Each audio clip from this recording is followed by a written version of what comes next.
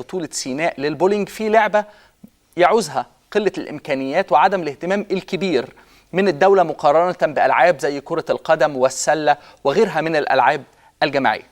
ضيفنا النهارده هو بطل بطولة سيناء للبولينج الكابتن أيمن هاشم، ويشرفنا كمان في الاستوديو عضو مجلس الاتحاد المصري للبولينج دكتور أحمد عفيفي. صباح الخير. صباح النور. أهلا بيكم، منورنا النهارده في الاستوديو. أهلا بيك أستاذ علي. أيمن، أنا عايزك تقول لي كل التفاصيل عن فوزك في البطولة الأخيرة، ولكن هستأذنك نعرف من دكتور أحمد ظروف إقامة بطولة للبولينج في سيناء في الوقت اللي احنا فيه ده. الحقيقة احنا كاتحاد مصري للبولينج نظمنا البطولة ال15 باسم بطولة سيناء الدولية. الحقيقة كان في حرص من الاتحاد المصري للبولينج عشان ننظم البطولة في هذا التوقيت من كل عام، عشان نشارك الشعب المصري وقواته المسلحة احتفالات الذكرى ال31 لعودة سيناء الحبيبة لأرض الوطن. ده كان الهدف الاستراتيجي لتنظيم البطولة، وعجبني قوي ان حضرتك ان يبقى الهدف واضح عند اي مسؤول بينظم اي حاجة. كل ما كان الهدف واضح كل ما قدرت تعمل بلانز، خطط، وتعمل اليات تنفيذ، وتعمل ايفالويشن. فده كويس قوي، فكره او مقدمه عجبتني قوي من حضرتك يا استاذ علي. فبالتالي انتوا كان الهدف الواضح بتاعكم هو مشاركه اتحاد البولينج للاحتفال اللي المصريين بيعقدوه في شهر ابريل من كل سنه بعوده سيناء لينا مره. ده كان هدف اصيل.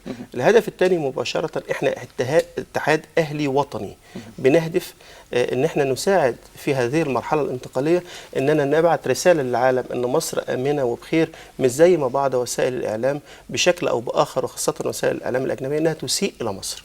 ده كان الهدف الثاني. الهدف الثالث مباشره ان احنا نساهم ولو بقدر ضئيل في اثراء السياحه الرياضيه، لان النهارده انا شارك عندي في هذه البطوله 100 لاعب ولاعبه، وما بالك بقى ان هناك مدراء فنيين جايين معاهم واجهزه اداريه وفنيه، بالاضافه الى الجماهير اللي جت شجعت الناس. فدول كانوا الثلاث اهداف الاساسيه اللي انا عشانهم نظم الاتحاد المصري للبولينج هذه البطوله في هذا التوقيت. وطبعا كابتن ايمن، انت حققت كل هذه الاهداف بضربه واحده.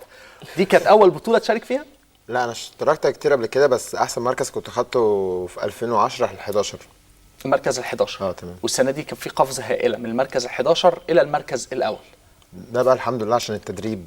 كنت مهتم بقى لي فتره كده بالتدريب. هو في اهتمام على طول بالتدريب، بس الفتره دي يعني كنت ناوي على بطوله سيناء، فده فضل عند ربنا انا كسبتها الحمد لله. طب احكي لنا عن الاستعدادات. يعني انت اهتميت بشكل اكثر تركيزا السنه دي بالتدريب.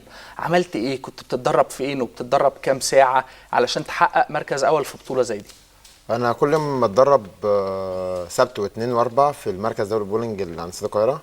4 ساعات. انا في الايام العاديه كنت بتدرب ساعتين، بس انا بالظبط بقى لي 6 شهور بتدرب 4 ساعات. مستواي بيعلى يوم عن يوم، ومعايا الحمد لله الدكتور وجدي مش سيبني خالص. لو في اي خطا يقول لي اتحرك كذا اتحرك كذا. دكتور وجدي مدرب الفريق؟ مدرب فني المنتخب المصري. فالحمد لله داخل البطوله وما عنديش اخطاء الحمد لله. فالحمد لله قابلت بطل العالم يوسف فلاح، هو بحريني.